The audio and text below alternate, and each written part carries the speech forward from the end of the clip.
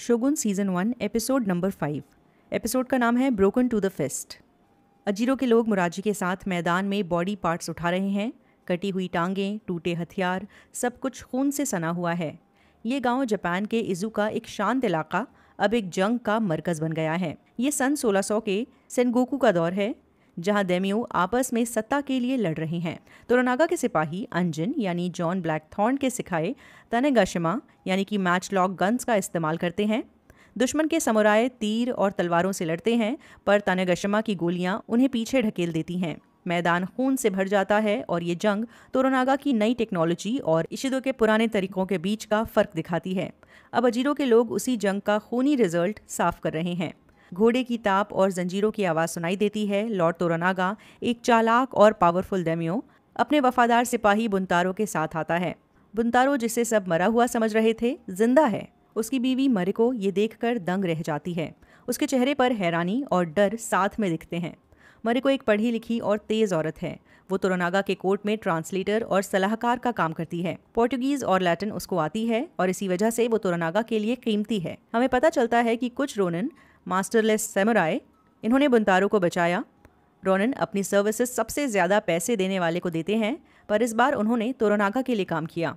वहीं Osaka castle के एक बंद कमरे में काउंसिल ऑफ रीजेंट्स 5 दमियों, जो जापान को ताइको के बेटे के बड़े होने तक संभालते हैं, एक गर्मा गर्म मीटिंग कर रहे हैं। वो तोरानागा को इम्पीच करने का प्लान बना रहे हैं क्योंकि उसकी पावर उनके लिए खतरा बन रही है। पर तोरानागा ने काउंसिल से रिजाइन कर दिया है, इसीलिए काउंसिल इनकम्प्लीट है और कोई बड़ा फैसला नहीं ले सकती। लॉर्ड इशिदो, तोरानागा का बड़ा दुश्मन, ये बात सबको याद दिलाता है, पर उसका चेहरा गुस्से से लाल है। बाद में इशिदो के पास एक बंद पार्सल आता है। जब वो उसे खोलता है तो उसमें जोजन का सिर होता है। जोजन इशिदो का वफादार साथी था, जिसे तोरानागा के सपोर्टर्स ने मार डाला। उधर तोरानागा मरिको को बुलाता है और कहता है कि वो अंजिन यानी जॉन ब्लैकथॉर्न की इंटरप्रेटर बनकर रहे। ब्लैकथॉर्न एक इंग्लिश नेविगेटर है जो जापान में फंस गया है। उसके पास वेस्टर्न टेक्नोलॉजी, खासकर कैनन्स और हथियारों की टैक्टिक्स का ज्ञान है, जो तोरानागा के लिए यूजफुल है। तोरानागा कहता है कि उसने बुंतारो को ब्लैकथॉर्न के घर में रहने का ऑर्डर दिया है ताकि मरिको दोनों की सेवा कर सके। ये फैसला मरिको के लिए मुश्किल है क्योंकि बुंतारो उसका पति है और उनका रिश्ता तनाव से भरा रहता है।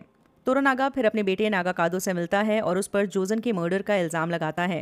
कहता है ये सब याबुशिगे के इशारे पर हुआ। नागाकादो के पास अभी उतनी उम्र और एक्सपीरियंस नहीं है। वहीं याबुशिगे एक चालाक इंसान है। वो दोनों साइड्स की तरफ से खेलता है। उसने नागाकादो को अपनी बातों में फंसा लिया था और उसे इन्फ्लुएंस किया ताकि वो जोजन को मार डाले। वही बुंतारो जैक के घर पहुंचता है, जहां फूजी यानी कि मरिको की दोस्त मौजूद है। उसे ब्लैकथॉर्न का ख्याल रखने की जिम्मेदारी दी गई है। वो बुंतारो से बहुत गर्मजोशी से नहीं मिलती। बुंतारो को ये सिचुएशन पसंद नहीं है क्योंकि वो मरिको और ब्लैकथॉर्न के रिश्ते पर शक करता है। बुंतारो के जाने के बाद फूजी मरिको के साथ एक कमरे में बैठी है और अपना दुख बयान करती है। वो कहती है कि उसका पति और उसका बेटा तोरानागा के नाम पर मारे गए। वो इस दुनिया में अकेली है। कहती है कि मरिको, मैं सिर्फ तुम्हारे लिए जीती हूँ, तुम मेरे जीने की वजह हो। वहीं बुंतारो, वो सिर्फ अपनी शान के लिए लड़ता है। फूजी की आंखों में आंसू है, पर वो अपने आप को संभालती है। वहीं याबुशिगे तोरानागा को सोल्जर्स की ट्रेनिंग के बारे में अपडेट देता है। जैक ब्लैकथॉर्न ने उन्हें वेस्टर्न स्टाइल की बंदूकें, मैच लॉक गन्स और टैक्टिक्स सिखाए हैं। तोरानागा जोजन के विजिट के बारे में पूछता है और याबुशिगे कहता है कि उसकी वफादारी तोरानागा के साथ है, पर तोरानागा को याबुशिगे पर भरोसा नहीं है। वो उसे दोनों तरफ खेलने और अपने बेटे को मैनिपुलेट करने का इल्ज़ाम लगाता है। याबुशिगे इस बात से इनकार करता है और कहता है शायद ये उसका भतीजा ओमी था। तोरानागा कहता है कि जोजन के मरने के बाद अब जंग की तैयारी करनी होगी। वो याबुशिगे से कहता है कि ओमी को बोलो वो जैक की आर्टिलरी का कमांड लेगा। ये आर्टिलरी जो ब्लैकथॉर्न ने जापान में इंट्रोड्यूस की, तोरानागा की आर्मी के लिए गेम चेंजर हो सकती है। याबुशिगे अपने एक आदमी को ओसाका भेजता है इशिदो से सुलह करने के लिए। वो दोनों साइड से अपने ऑप्शंस खुले रखना चाहता है। वो ओमी से कहता है कि तोरानागा के स्पाई को ढूंढे। ओमी, जो याबुशिगे का भतीजा है, इस काम में अपनी पूरी ताकत लगा देता है। हालांकि अभी थोड़ी देर पहले ही याबुशिगे ने ओमी पर नागाकादो को भड़काने का इल्ज़ाम लगाया था। चलते हैं जैक ब्लैकथॉर्न के पास। वो बुंतारो के उसके घर में आने के बाद स्वागत करता है, पर दोनों के बीच काफ़ी टेंशन नज़र आती है। इनके बीच कल्चरल डिफरेंस तो है ही, मरिको को लेकर एक तरह का कंपटीशन भी क्रिएट हो गया है। जैक एक इंग्लिश रैबिट स्ट्यू बनाता है, पर जापानीज़ लोग इसे खाने से हेजिटेट करते हैं। वो अपना खाना राइस, फिश, मीसो सूप खाते हैं। मारिको दोनों के लिए ट्रांसलेट करती है और ऑकवर्ड माहौल को थोड़ा नर्म करने के लिए बातें थोड़ी सॉफ्ट करके बोलती है। पर बुंतारो शराब के नशे में एक तीर उठाता है और मारिको के चेहरे के पास से एरो चलाता है। मारिको बाल बाल बचती है। ये उसका मारिको को कंट्रोल करने और जैक को धमकाने का तरीका है। जैक गुस्सा हो जाता है और कहता है कि औरतों के साथ ऐसा नहीं होना चाहिए। बुंतारो मारिको से कहता है कि वो ब्लैकथॉर्न को उसके परिवार के बारे में बताए। मारिको बताती है कि वो लेट लॉर्ड अकेची जिंसाई की बेटी है, जिसे बुंतारो एक गद्दार असैसिन कहता है। अकेची जिंसाई ने अपने लॉर्ड कुरोदा सामा को मार डाला था, जो ताइको से पहले जापान का रूलर था और एक करप्ट आदमी था। इस वजह से मारिको का परिवार तबाह हो गया। उसके पिता को उसकी माँ, भाई, बहनों को मारना पड़ा। फिर उन्होंने खुद सेपुकू किया। मारिको बस इसलिए जिंदा बच गई क्योंकि उसकी अभी अभी बुंतारो से शादी हुई थी और वो अब अपने पिता के परिवार का हिस्सा नहीं थी। हर साल मारिको अपने परिवार के साथ जुड़ने यानी मरने की इजाज़त मांगती है, पर बुंतारो उसे जीने का हुक्म देता है। ये उसकी ज़िंदगी का एक दर्द भरा हिस्सा है। मारिको बुंतारो की इजाज़त के बगैर वहाँ से चली गई थी, इसीलिए वो उसे पीटने लगता है। जैक मदद करने के लिए आगे बढ़ता है, पर मारिको उसे और फूजी को वहाँ से जाने के लिए कहती है। जैक बुंतारो के पीछे भागता है। बुंतारो अपनी तलवार नीचे रखता है और कहता है उसने घर में डिस्टर्बेंस की, इसके लिए माफ़ी मांगता हूँ। कहता है ये सब शराब में नशे की वजह से हुआ। जैक और मारिको तोरानागा के गार्डन में बैठे हैं। जैक ब्लैकथॉर्न पूछता है, मारिको तुम बुंतारो के जुल्म क्यों सहती हो? तुम खुद इतनी स्ट्रांग हो। मारिको थोड़ी देर चुप रहती है, फिर बोलती है, अंजन-सान, जापान में गिरी यानी ड्यूटी सबसे बड़ी है। ये मेरी जिम्मेदारी है कि मैं अपने पति और लॉर्ड की सेवा करूं, चाहे कितना भी दर्द हो। तुम्हारे देश में शायद अपनी मर्जी सबसे बड़ी है, पर यहाँ हम अपने लिए नहीं, समाज और परिवार के लिए जीते हैं। जैक हैरान होकर कहता है, पर यह गलत है। मारिको मुस्कुराती है, शायद तुम्हें समझ ना आए, पर यह मेरी ताकत है। वहीं मारिको बाद में जैक को कहती है कि वो उसके लिए सिर्फ ट्रांसलेट करेगी और कुछ नहीं।